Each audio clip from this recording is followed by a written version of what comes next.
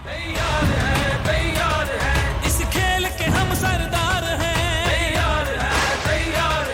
पुरजोश है, बेदार हैं, एक बार नहीं 100 बार हैं, तैयार हैं।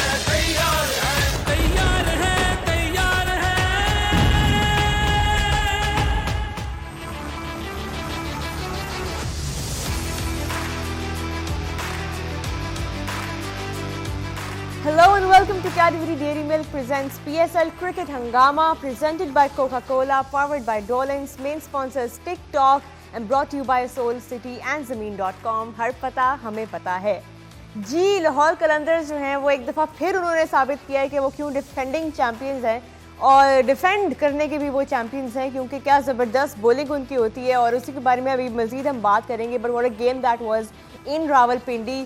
शदीद ज़रूरत थी लाहौर कलंदर्स को इस जीत की, क्योंकि जो भी टीम आज जीतती उनको जो है एक स्ट्रेट अप उनका प्रमोशन हो जाता है जी। अगला जो क्वालिफायर खेला जाएगा 15 मार्च को, उसमें तो पॉइंट्स टेबल में इस वक्त Lahore Qalandars are at the top of the table consistently with 14 points. So they are the strongest team right now on that table. 9 matches खेले हैं, 9 में से 7 जीते हैं और 14 पॉइंट्स के साथ 1.49 के नेट रन रेट के साथ इस वक्त सबसे जो कंफर्टेबल टीम है वो लाहौर कलंदर्स की टीम है। 15 को वो अब खेलेंगी क्वालिफायर और अगर वो मैच वो जीत जाते हैं तो फिर वो सीधे फाइनल में पहुंचेंगे। तो एक अच्छा उनके लिए एक ब्रीदर भी रहा ये मैच, बिकॉज अब वो थोड़ा सा एस शाहीन अफरीदी सेट के थोड़ा सा उनको रिलैक्स भी करने का मौका मिलेगा। And we will talk about what went wrong here. लेकिन पहले हम इंट्रोड्यूस करवाऊँ मैं आपको हमारा जो पैनल है, mister Saleem Malik, mister Mohammad Yousuf and mister Mohammad Asif. अस्सलाम वालेकुम। सबसे पहला जो सवाल मेरा है वो जिनको सवाल है उनको पता है कि उनकी तरफ आ रहा है उसने दूसरी तरफ वो कर लिया। मलिक साहब आप तो कह रहे थे जो टीम चेस करेगी मेरा वोट उसके साथ है। अब मेरा ढेर हो गई आपकी टीम। मेरा अभी भी वोट उनके साथ ही है। मैं मैं यूसुफ की तरह मैं जो बात पे अड़ जाऊँ मैं नहीं चेंज करता। देखें आज अगर आप देखें मैंने क्यों कहा था कि मेरा वोट सेकंड बैटिंग के लिए है, उसकी रीज़न ये थी कि 2 मैचेस हुए थे उसमें क्लियर नज़र आ रहा था कि सेकंड बैटिंग जो है उसको एडवांटेज हो रहा है। मगर आज अगर आप देखें, अगर जिस तरह पहले ओवर में 1 आउट हुआ था लाहौर कलंदर का, अगर पहली बॉल पे उसका कैच हो जाता जी, सिंपल कैच छोड़ा। हमेशा कहा जाता है कि कैचेस मिन मैचेस। आप देखें उसने सीधा कैच छोड़ दिया। एक चांस था कि लाहौर कलंदर को वो 180 से नीचे आउट करते, 2 आउट होते बहुत प्रेशर पड़ता। मेन प्ले देखें वो एक ऐसा प्लेयर है फ़खर कि जब भी वो स्कोर करता है आप देखें वो रुकता नहीं है, और जब भी वो स्कोर करते हैं तब लाहौर कलंदर्स के जीतने के चांसेस स्टैटिस्टिकली ये बात प्रूव हो चुकी है कि जब फ़खर जमान स्कोर करेंगे when he goes for a 50+ score तो उस मैच में लाहौर कलंदर्स की मैथमेटिकली चांसेस हमेशा बढ़े हैं। तो ये अगली ऑपोजिशन को तो बहुत ज़्यादा अलर्ट होना चाहिए था इस बात पे, जहाँ पे उन्होंने उसका कैच ड्रॉप कर दिया। यूसुफ भाई, फ़खर जमान ने फिर बाद में ये भी बोला कि जब वो कैच ड्रॉप हुआ तो I knew it was my day today and he proved it. बिस्मिल्लाहिर्रहमानिर्रहीम जी। ये तो वाकई जब कैच ऐसा छूट जाए जो सीधा हाथ में था, इजी कैच जैसे मलिक साहब कह रहे हैं, तो उसी का दिन है बाद में तो। लेकिन इन्हीं की टीम ने कैच छोड़ा है। कैच इन्हीं की टीम ने छोड़ा। तो ये तो देखें जाके इनको मारूंगा बाद में। कैच इन्हीं की टीम ने छोड़ा है। और देखें फ़खर जमान डेंजरस प्लेयर है बहुत। जब भी ऊपर से वो थोड़ी देर खेल जाता है और उसके बाद स्पिनर्स इसके सामने मुश्किल हो थी। स्पिनर्स को इसके आगे बॉलिंग करना मुश्किल है, इसकी स्वीप जो है स्लॉक स्वीप जो है वो बहुत अच्छी है। उस पर ये छक्के भी मारता है, चौके भी मारता है, वो बहुत ज़ोर से मारता है, इसमें पावर भी है। और इसके बाद इसने जो मिड ऑफ और कवर के दरमियान शॉटें मारी वो भी बहुत अच्छी। जब एक दफ़ा सेट हो जाता है फिर ये इन 2 जगहों पे बहुत अच्छा खेलता है। और जिस तरह की विकेट थी और इस पे क्रेडिट जाता है। इसने तो आज फिर इसने भी वैसी बैटिंग की जैसे कल बाबर आजम ने और उसने की है जेसन रॉय ने, कि फिर इसने में 55 बॉल्स पे ये किया है स्कोर। 57 बॉल्स पे क्या ज़बरदस्त स्ट्राइक रेट, 200 का स्ट्राइक रेट है। मैच विनिंग इनिंग थी इसकी, इसलिए मैन ऑफ द मैच इसी को देना चाहिए या राशिद को दे दिया? ये तो आप बताएंगे मैन ऑफ द मैच बनता तो इसी का, क्योंकि इससे मैच एक साइड पे पहली दफा मुत्फिक हुए। बनता इसी के। आसिफ, आप क्या कहेंगे? आपने जिस टीम की प्रेडिक्शन की वो टीम आज जीती और आप यही कह रहे थे कि जो ड्यू फैक्टर है उसका इतना ज्यादा इफेक्ट नहीं होने वाला है आज के मैच में, और वही हुआ। जी देखिए, आप पहले से जो बॉलिंग डिफरेंस थी, बॉलर्स ने क्लेवर बॉलिंग की है, उनके लाहौर कलंदर्स के बॉलर ने। जैसे हेल्स ने रूम बनाया तो मुर्शद ने बॉल ही दूर फेंक दिया, उसकी रीच में बॉल नहीं था। दूसरे बॉलर्स ने भी ऐसे किया, थोड़ा सा थिंक अबाउट करके उन्होंने बॉलिंग की है। और स्पेशली राशिद ने तो आउटस्टैंडिंग बॉलिंग की। और अब जिस तरह से इस्लामाबाद का स्टार्ट था, बड़ा कैजुअल था, वो उनका अंदाज ही बड़ा कैजुअल था। जैसे उन्होंने बॉलिंग से स्टार्ट लिया, फील्डिंग में आज देखे कि एज ए कैप्टन वो इतनी जान नहीं मार रहा था, बहुत ही एज ए कैप्टन ग्राउंड में उतरा था, तो उसका रिजल्ट भी बाद में ऐसा ही आना था कि कैचेस छोड़ना, मिस फील्डिंग करना। तो ये आप पहुंच तो चुके हो, ठीक है, नो डाउट आप क्वालिफाई कर चुके हो, मगर आप अपना स्टैंडर्ड मेंटेन रखें, जिस तरह की वो टीम है रीड करके आती है हर चीज। और चले मैच हारना जीतना 226 नो डाउट एक अच्छा टोटल था, मगर आप उसके करीब तो जाते, क्योंकि आपकी टेल एंड तक 8वें-9वें नंबर तक बैटिंग थी, तो आपने उनके करीब जाने की भी कोशिश नहीं, किसी ने भी पार्टनरशिप बिल्डअप नहीं की, कि किसी ने रिस्पॉन्सिबिलिटी एक्चुअली नहीं ली इस टीम में आज। बिल्कुल, और ये दूसरी बार है इस टूर्नामेंट में, इसी सीजन में, कि इस्लामाबाद यूनाइटेड जो है वो लाहौर कलंदर से इतने बड़े मार्जिन से हारे हैं। आसिफ, अभी तक उनके जो बैट्समैन हैं इस्लामाबाद के, जो कि इतनी डीप बैटिंग उनकी है, अभी तक उनके पास लाहौर के बॉलर्स के खिलाफ कोई स्ट्रैटेजी, कोई जवाब नहीं निकल सका। जी, पिछले मैच में भी और इस मैच में भी आप देखिए, अच्छे बॉलर्स की पिटाई करना, अच्छे बॉलर्स को रोजाना आप इतने हाईएस्ट टोटल पे सेट नहीं कर सकते। लाहौर कलंदर के पास जिस तरह से शहनशाह अफरीदी है, हारिस रऊफ कर रहा है, फिर जमान ने बड़ा इम्प्रेस किया, उसने जो आखिरी ओवर भी करता और सर्कल में भी बॉलिंग करता। तो अच्छे बॉलर्स के अगेंस्ट इतना इजी नहीं होता रन करना। और आप देखेंगे उसी दौरान इस्लामाबाद के बैट्समैन ने आज भी दोबारा उन्होंने वही चीज की कि क्लेवर बॉलिंग के सामने फिर स्ट्रगल करते हुए नजर आए हैं। बिल्कुल यूसुफ भाई, हमारे सामने जो जिस तरह की परफॉर्मेंस लाहौर कलंदर्स की है, ये सवाल मेरा आपसे ये है कि is Rashid Khan the most impactful player of this season? Rashid Khan देखिए, दुनिया में जहाँ भी लीग खेलता है या T20 क्रिकेट इंटरनेशनल भी खेलता है, तो वो इम्पैक्ट डालता है। क्योंकि आजकल जो क्रिकेट है, मेरा नहीं ख्याल कोई हाथ चेक कर रहा है, वो एक मेरे ख्याल बॉल की वो देखते हैं पिच का, उसको पिच को खेल रहे होते हैं, वो ये नहीं देखते ये गुगली है, लेग स्पिन है, फ्लिपर है, वो एक खेल देते हैं लाइन में आके। इस वजह से आप देखें कि दुनिया में 3 जो टॉप पे बॉलर हैं, स्पिनर हैं, और तीनों लेग स्पिनर हैं। तो इसका मतलब है कोई ना कोई गलती बैट्समैन कर रहे हैं, जिसकी वजह से स्पिनर्स टॉप पर हैं। बिल्कुल। तो ये, और दूसरी चीज़ ये कि जो बैटिंग है अपना इस्लामाबाद यूनाइटेड की, अगर आप देखें ऊपर से एलेक्स हेल्स थोड़ा सा जिसको कहते हैं टेक्निकल फिर भी बेहतर है, बाकी मुनरो भी कह सकते हैं, लेकिन इनकी ज़्यादातर बैटिंग जो ऑलराउंडर्स पे है। अगर ऊपर से मेन प्लेयर नहीं खड़ा होगा कोई, तो इन्हें मुश्किल होगी हर बार, क्योंकि ये सारे तेज़ खेलने वाले ऑलराउंडर्स हैं। जो इनिंग बिल्ड करना है या पार्टनरशिप लगाना है, उसमें इनको मुश्किल होती है। लास्ट सीजन इनकी हमेशा पार्टनरशिप, ओपनिंग पार्टनरशिप्स हर मैच में ऑलमोस्ट स्कोर करते थे। स्टर्लिंग होते थे, एलेक्स हेल्स, फिर कॉलन।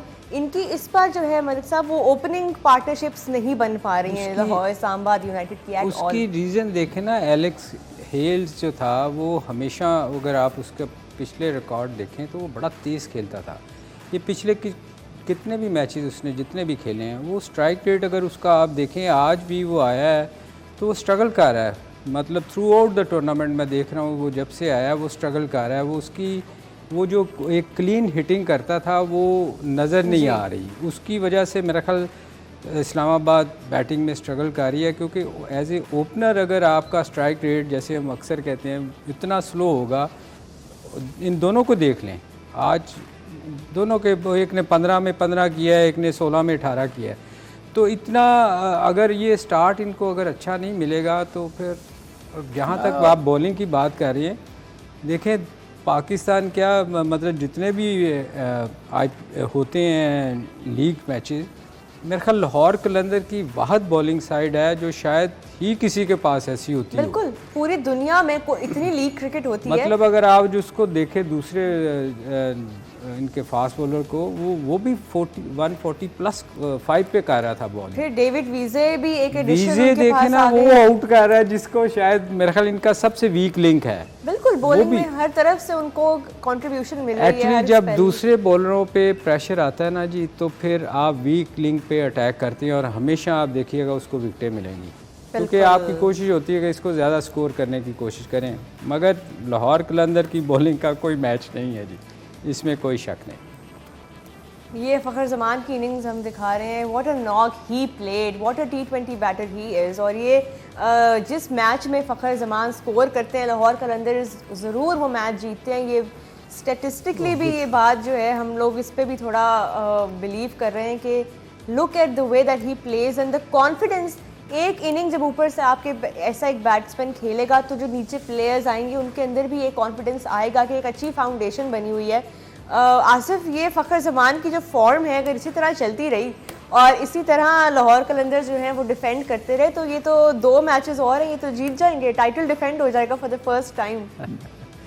जी नो डाउट फ़खर जमान पूरा थ्रू आउट इस PSL में जिस तरह से उसका रन बल्ला चल रहा है, और जिस दिन फ़खर जमान उसका बल्ला चलता है वो मैच को वन साइडेड तकरीबन कर देता है। फिर बॉलर के ऊपर रिस्पॉन्सिबिलिटी कम हो जाती है, उनको मार्जिन अच्छा मिला होता है अगर पहले बैटिंग करते हैं तो आपने देखे एज ए बॉलर आपने उसको बॉलिंग उस एरिया में दी जो उसका फेवरेट एरिया था। आपने ऑल मिड ऑन के ऊपर से हिटिंग करवाई, मिड विकेट की तरफ हिटिंग कराई, उसको उस एरिया में आपने रखा जहां पे उसका स्ट्रेंथ है, उसकी स्ट्रेंथ पे आप चले गए। आप उसकी वीकनेस पे जाते तो शायद वो उसने चांस भी दिया और भी चांस दे सकता था। चलें, अभी आज तो इस्लामाबाद यूनाइटेड थोड़ा सा इस बात से ज़रूर उनको एक वेकअप कॉल मिली होगी कि ये हिस्ट्री PSL हिस्ट्री की सबसे बड़ी मार्जिन की डिफीट थी जी, 119 रन्स।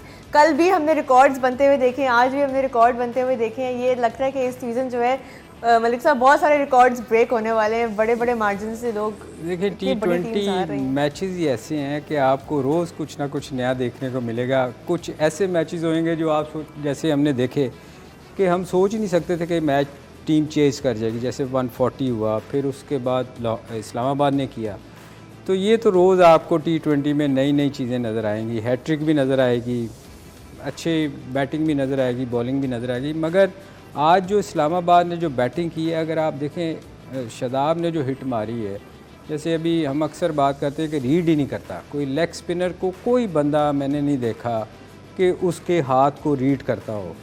मतलब आपने एक बॉल पे छक्का मारा, उसी सेकंड बॉल देखे उसको कुछ तो रिस्पेक्ट दे, दुनिया का नंबर 1 बॉलर है। आपने मतलब ऐसी शॉट खेली है, अगर आप उसको देखें मैं उस पे रीप्ले में, मुझे लग रहा था जैसे किसी बंदे को खेलना नहीं आता। मतलब चले हम अभी ब्रेक की तरफ जाते हैं, वापस जब ब्रेक से आएंगे तो ये जो आप कह रहे हैं इसका रीप्ले भी देखेंगे and we will talk a bit more about where Islamabad United stand after this loss. कहीं मत जाइएगा।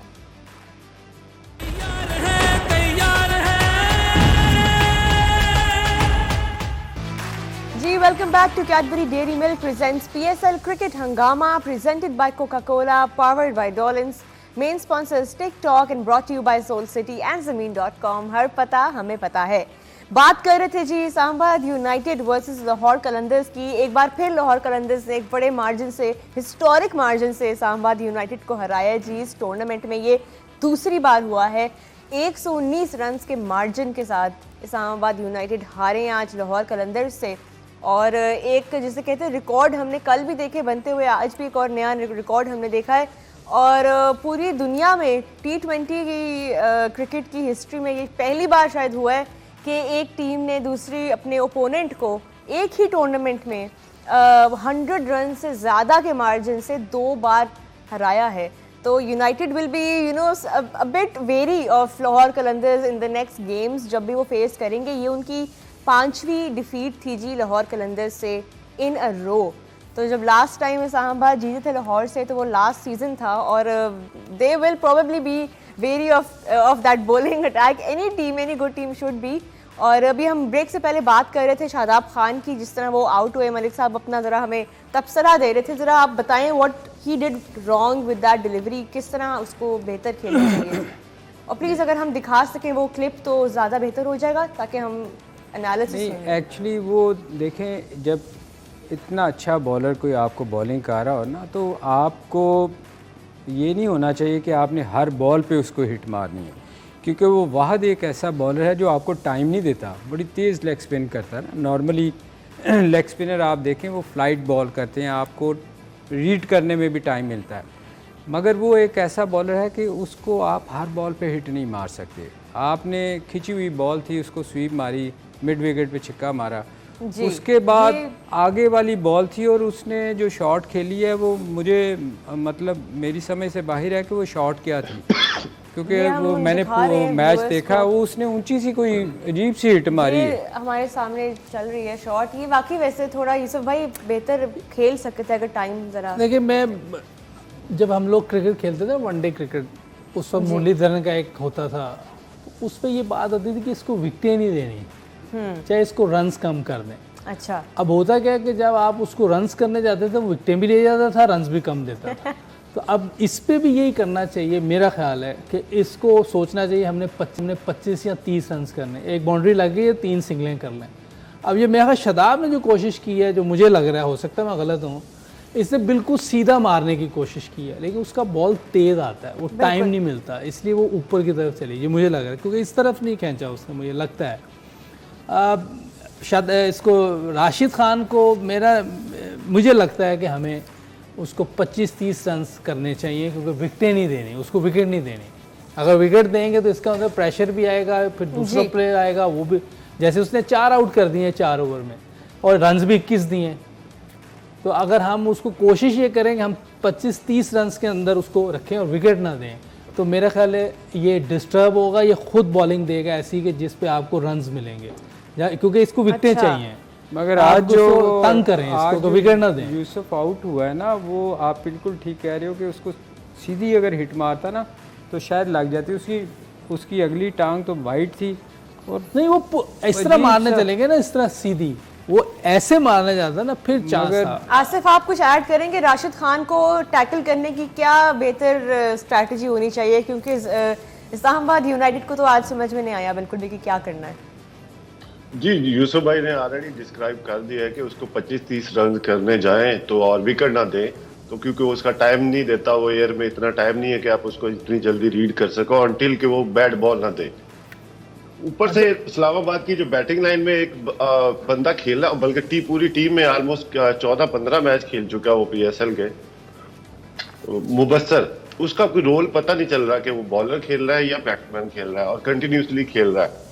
या तो वो मेरा कोचेज का फेवरेट है और उनके पास और यंगस्टर आई डोंट नो है कि नहीं है, कि उसको ऊपर देखना चाहिए कि वो बाकी बैट्समैनों के पीछे भी छुपा हुआ है और बॉलर्स के पीछे भी छुपा हुआ है।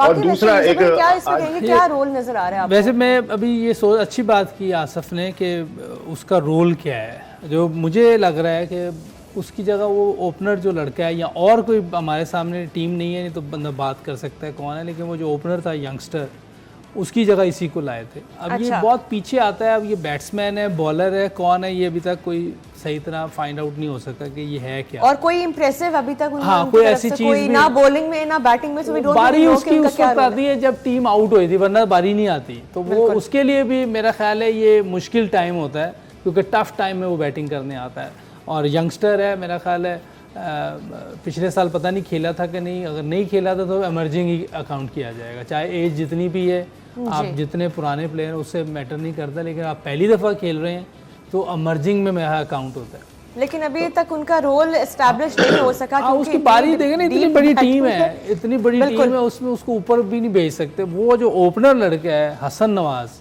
हाँ जी, उस पर चांस ले सकते हैं, क्योंकि ऊपर से भी रन नहीं हो रहे इनके जो बाहर के प्लेयर हैं, उधर एक चांस ले सकते हैं, बैटिंग थोड़ी और लंबी हो जाएगी इनकी। चलें, हसन नवाज को हमने देखा है 1-2 मैचेस में, वो उस तरह से कोई इनिंग उनकी हमें नज़र नहीं आई इम्पैक्टफुल, लेकिन प्रॉमिसिंग लगे हैं। मलिक साहब, आपको ठीक लगे थे हसन नवाज? देखिए, जो स्कोर करता है वही अच्छा होता है। बात यह है कि यंगस्टर हैं, टाइम लगेगा सीखने में, क्योंकि T20 में आपको टाइम नहीं मिलता। अब जैसे इसकी बात भी कर रहे हैं मुबस्सिर की, उसको भी बेचारे को जो जहाँ बारी आती है 15 की एवरेज होती है, या मैच ख़त्म होने वाला होता है या 15 की एवरेज होती है। आज भी उसकी जो बारी आई थी 5 आउट हुए थे, 4 आउट हुए थे, उसमें आके फिर जो यंगस्टर होता है उसके लिए बड़ा मुश्किल होता है एडजस्ट करना। अच्छा, शाहीन ने जी मैच के बाद ये बोला कि हम अब अपने जो हमारे मेन प्लेयर्स हैं उनको रेस्ट देंगे और अगले मैच में जो है अपनी बेंच स्ट्रेंथ को थोड़ा टेस्ट करेंगे। तो अब वो वेट कर रहे थे। आसिफ, आपसे मैं ये पूछूंगी कि अब वो क्योंकि वेट कर रहे थे कि थोड़ी इस पोजीशन में आ जाए कि ज़रा कंफर्टेबल हो जाए, रिलैक्स हो जाए, अब उनका जो अगला मैच है वो थोड़ा सा डेड रबर ही है, तो अब वो अपनी बेंच स्ट्रेंथ को थोड़ा और खुल के मौका देंगे। जी बिल्कुल चेक करना चाहिए, क्योंकि उनके पास day every second day almost matches चल रहे हैं। थोड़ा सा बंदा स्टिफ होता है, सम टाइम थोड़ा सा एग्जॉस्ट हो जाता है, तो आपको 1-2 दिन का रेस्ट मिल जाए, आप थोड़ा सा एक्टिविटीज चेंज कर ले 1-2 दिन में, तो उनके जो मेन प्लेयर है, क्योंकि ऑलरेडी वो फॉर्म में तो चल ही रहे हैं, एज ए बॉलर भी उनके चल रहे, तो उनकी जगह यंगस्टर को मौका देना चाहिए, क्योंकि उनके ऊपर यंगस्टर के ऊपर प्रेशर भी नहीं होगा, चाहे वो हारते हैं जीतते हैं। तो एक दूसरी बात मैं करने लगा था, सॉरी वो बत्तर पे चला गया। आज देखे रिवर्स स्विंग हुआ, वसीम जूनियर ने जो रिवर्स स्विंग किया, बहुत अच्छा बॉल रिवर्स स्विंग हो रहा था, मगर उसने लेग स्टंप से बाहर किया। आप बैट्समैन को फॉलो, अगर वो उसकी जो स्विंग खत्म हो रही थी वो मिडल या लेग पे खत्म होती तो आउट करने के ज्यादा चांसेस थे। उसने जो टांग पे 3-4 चौके खाए हैं, तो उसका कंट्रोल नहीं आ रहा था। उसको नेट पे रिवर्स स्विंग बॉल दे के उसको प्रैक्टिस करवानी चाहिए, ताकि तुम्हारी जो स्विंग है वो खत्म हो विकेटों के अंदर। आई एम श्योर उनको अजहर महमूद जो है उनको बता रहे होंगे, हेल्प उनको गाइड कर रहे होंगे, लेकिन ये बात आपकी ठीक है कि रिवर्स स्विंग ज़रूर हुआ है, पर वो कंट्रोल, ये आपने पहले भी मेंशन किया हुआ है कि वो कंट्रोल नहीं है आजकल इतने बॉलर्स के पास, जिस तरह आप बता रहे हैं। जी उसको प्रैक्टिस करनी चाहिए, और उसको खुद प्रैक्टिस करनी चाहिए। जैसे उसने आज जिस तरह बॉल रिवर्स स्विंग हो रहा था, कंट्रोल से नहीं, तो उसको एज ए, जब आप प्रैक्टिस जाते हो तो आप एज ए अकेला आपको करना चाहिए, 3 विकेट्स लगा के मेरा स्विंग मेरी कहाँ खत्म हो रही, चाहे वो बैट्समैन के साथ करे या विदाउट बैट्समैन करे, तो उसको आइडिया होगा। Practice make you perfect. बिल्कुल। अभी आज रुमान रईस नहीं खेले, लेकिन उनकी भी जितनी कंट्रीब्यूशन, नए बॉल से जब वो बॉल करते हैं तो हमेशा एक अच्छा स्टार्ट देते हैं टीम को। आपको लगता है यूसुफ भाई अगले मैच में इस्लामाबाद को रुमान रईस को खिलाना चाहिए या इसी कॉम्बिनेशन के साथ चले? जूनियर हैं, हसन अली हैं, क्या कहेंगे? हाँ, असल में रुमान रईस को पिछले मैच में जो 4 छक्के कंटिन्यू पड़ गए थे, उस वजह से शायद उसकी पेस कम है, लेकिन वो बॉलिंग उसने उससे पहले वाले मैचेस में अच्छी की थी, नए बॉल से भी अच्छी करता था, आखिर में यॉर्कर्स भी कर रहा था। या तो उसको रेस्ट दी है या फिर उसको ड्रॉप किया है, जो पिछले मैच में उसकी परफॉर्मेंस थी, लेकिन वो बॉलिंग बेहतर कर रहा था। एक मैच के अलावा उसने हर मैच में बेहतर बॉलिंग की है, नए बॉल से भी पुराने बॉल से भी। लेकिन अब इनकी प्लानिंग क्या है, ये तो मैनेजमेंट और कैप्टन सारे मिलके एक बना सकते हैं कि ये रेस्ट थी या उसको ड्रॉप किया। अब ये नेक्स्ट मैच में पता चलेगा। वैसे तो दोनों टीमें पहुंची हुई हैं, शायद उसको अगर रेस्ट दी होगी तो फिर अगले मैच में भी रेस्ट दे देंगे।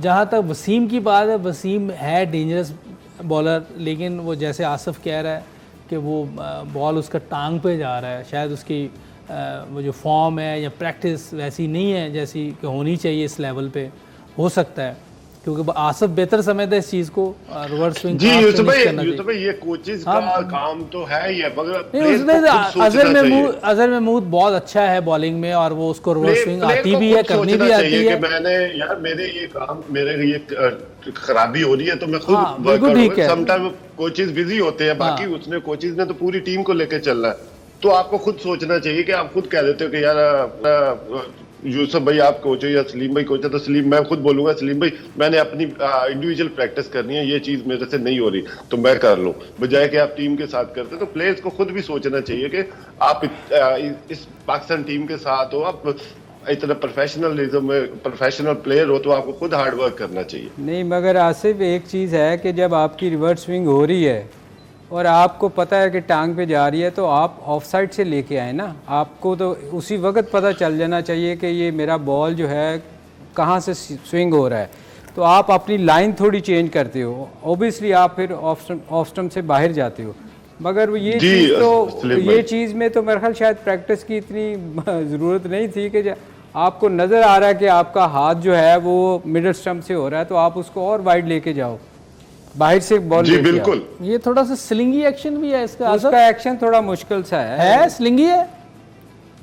नहीं एक्शन तो उसका बेहतर है, ठीक है, यंग भी लड़का है, मगर उसको ये पता नहीं चल रहा था कि मेरी स्विंग कहाँ पे खत्म होगी। तो ये थोड़ी सी उसको खुद सोचना चाहिए कि वो अपने ऊपर वर्कआउट करना चाहिए। चलिए अभी इसमें तो आजम महमूद ऐसे है तो इस चीज में मास्टर है, क्योंकि रिवर्स स्विंग वो भी बहुत अच्छी करता रहा और आई एम श्योर कि वो बताता होगा है। और एक अच्छा यूनिट बॉलर कंट्रोल बिल्कुल अभी 2 मौके हैं वैसे इस्लामाबाद यूनाइटेड के पास। वी विल फाइंड आउट कि क्या चेंजेस वो करते हैं। अभी यहाँ पे एक ब्रेक लेते हैं, ब्रेक के बाद वापस आए तो मजीद बात करते हैं आज के मैच पे और कल जो मैच होने वाला है उस पर। तैयार है तैयार है। Right, welcome back to Cadbury Dairy Milk presents PSL Cricket Hangama, presented by Coca-Cola, powered by Dolans, main sponsors TikTok and brought to you by Soul City and Zameen.com. हर पता हमें पता है। बात हो रही थी जी लाहौर कलंदर्स एंड इस्लामाबाद यूनाइटेड के match की। एक बार फिर लाहौर कलंदर्स ने बड़े अच्छे मार्जिन से सेम टूर्नामेंट में जी हराया इस्लामाबाद यूनाइटेड को।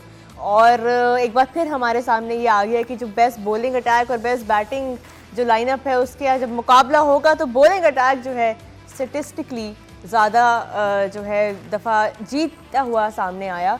आसिफ, अब इस्लामाबाद यूनाइटेड जो है वो थोड़ा सा आज के हारने के बाद अपनी टीम को ज़रा रिफ्लेक्ट करेंगे बैठ के कि कहाँ कहाँ गलतियाँ हुई, ख़ास तौर पे बैटिंग पे जहाँ पे वो इतना ज़्यादा जिस पे डिपेंड करते हैं। उनका अगला मैच पेशावर ज़ल्मी के साथ है और ज़ल्मी की जहाँ तक बॉलिंग की बात है उनका वीक एरिया बॉलिंग है।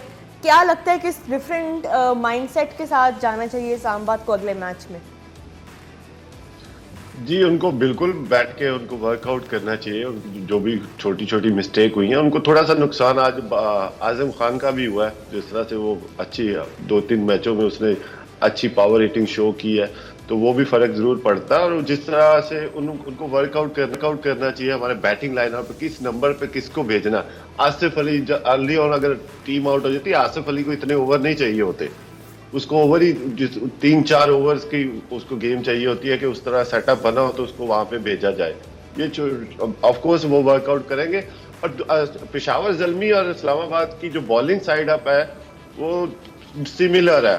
दोनों टीमें जो डिपेंड करेंगी वो अपनी बैटिंग लाइनअप पे करेंगी। और देखिए इस्लामाबाद दूसरी दफा अच्छी बॉलिंग का गेज थोड़ा फंस गया, उनको पता चलना है उनकी खामियों को उनको वर्कआउट करना चाहिए। एनालिस्ट उनके पास है कि थोड़े से अच्छे तगड़े बॉलर आए हैं। हालांकि हम लोग सुबह डिस्कस कर रहे थे कि ड्यू फैक्टर होगा, मगर इन बॉलर को नजर तो नहीं आया, इन बॉलर को मुश्किल नहीं पड़ी ड्यू फैक्टर में भी बॉलिंग करने की।